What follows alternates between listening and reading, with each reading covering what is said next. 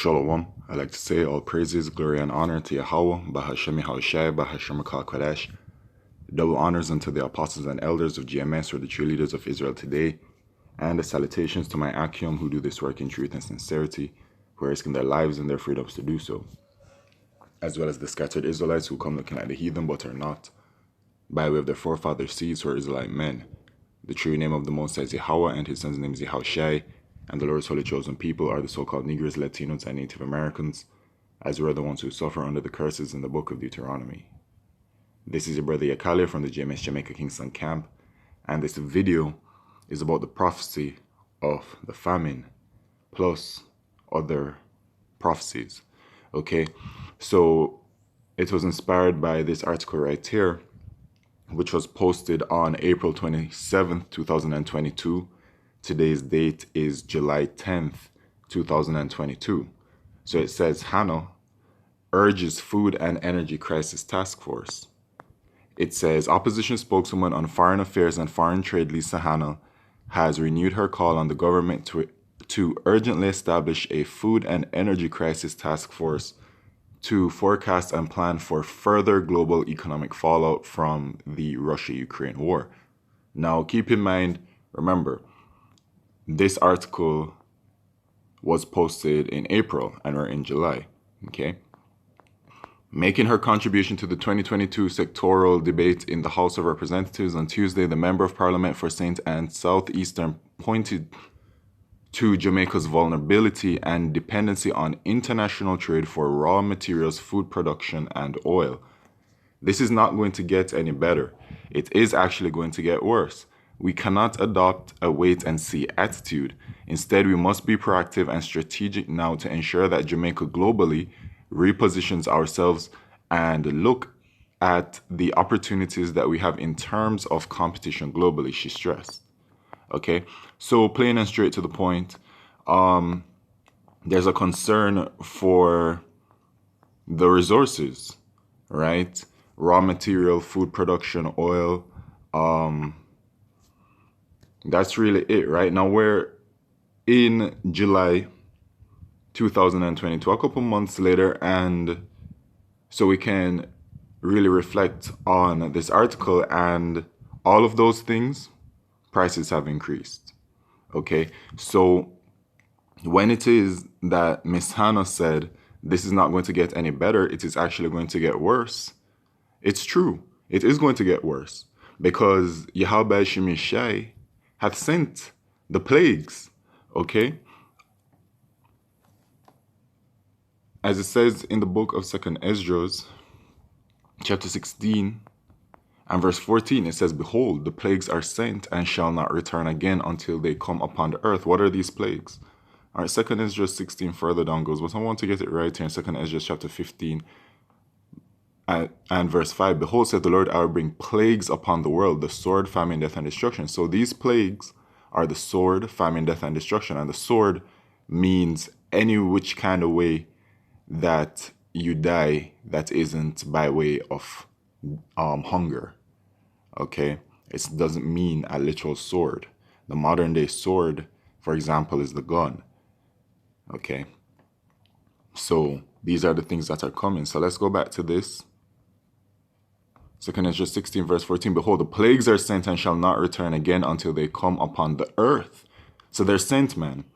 All right, and they shall not return. So that means the plagues are sure. The judgment from Yahweh Shemishai that is coming is sure. That famine is sure. All right, it's guaranteed.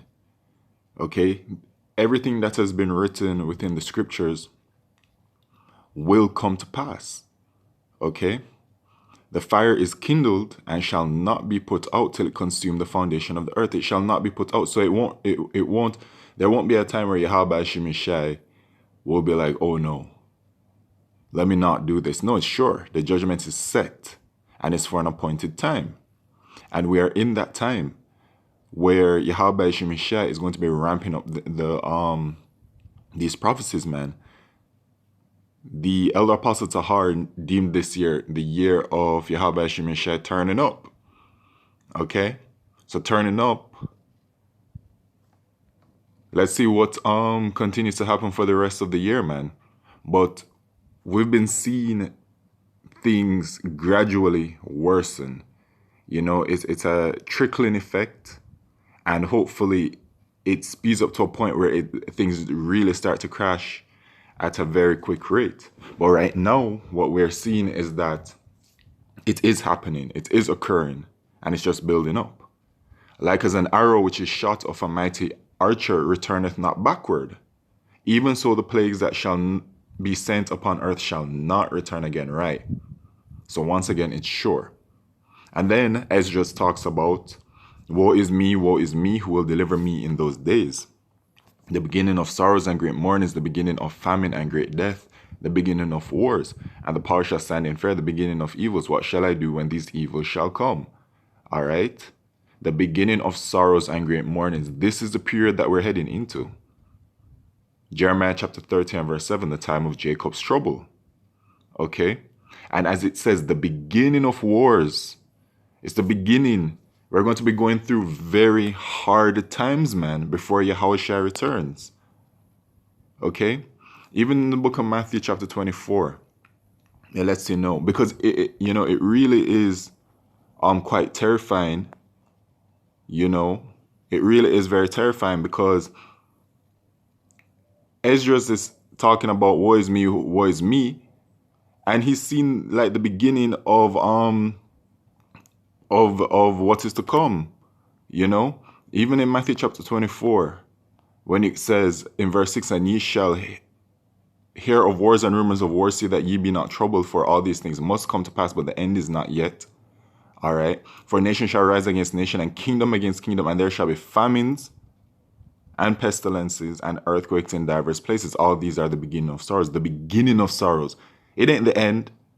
So it's the beginning of sorrows when you see these things. Okay? So we're going to be, we referring to the hopeful elect, you know, it looks like we're going to be among these plagues for a hot minute. You know what I mean? Of course, things are going to be sped up, as it says that there will be no flesh left to be saved without the deliverance, you know. But it's sure, the famine is sure, and it's coming upon you people, man, you wicked, unbelieving people, and you 2/3 up there in America, man. Okay?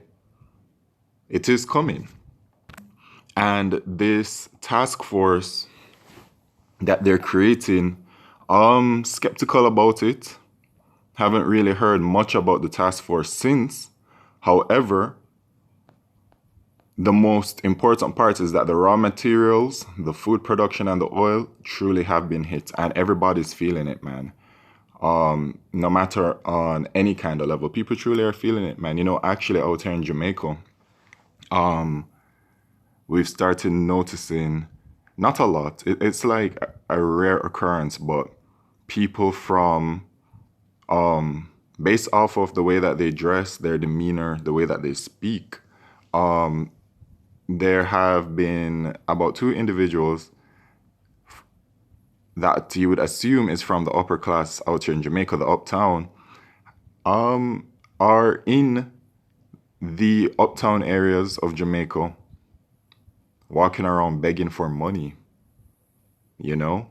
So that's a telltale sign of the things to come. Of course, it's not on a mass level as yet, but it's a telltale sign, man, that this place is deteriorating. And with the deterioration of this kingdom, the kingdom of the Edomites, these so-called white people, comes the judgments from Yahweh Shemishai, which includes this famine.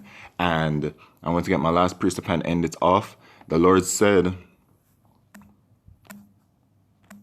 the evil arrows of famine in Ezekiel, that's coming for you people, man. You know, the servants of Yahweh Shemishai, as it says in, I think it's Isaiah 65 and verse 12, that my servants shall eat. All right, so the servants of Yahweh Shemishai shall eat, but you people ain't going to be eating, man. Ezekiel 5 verse 16, when I shall send upon them the evil arrows of famine. You know, in the book of Lamentations, chapter 4 verse 9, it says what? That it is better to die of famine than to die of the sword. Salakia. Reverse. It is better to die. You know what? It's better to die of the sword than of famine. Lamentations 4 verse 9, they that be slain with the sword are better than they that be slain with hunger, for these pine away stricken through for want of the fruits of the field. Right, so it's better to die of the sword than of famine. And as I mentioned, the servants shall eat, so let's just get that. All right. Is it 65? Nope.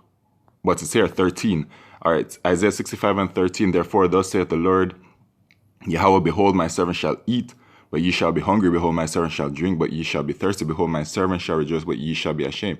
So the servants of Yahweh Shemishai will be fed during the days to come, during the famine, and so will the elect of the nation of Israel. So back to 5 and 16 for the wicked, unbelieving of all people, the judgment, Ezekiel 5 and 16. When I shall send upon them the evil arrows of famine, which shall be for their destruction, and which I will send to destroy you, and I will increase the famine upon you, and will break your staff of bread. So this is the period that we're in, the breaking of the staff of bread.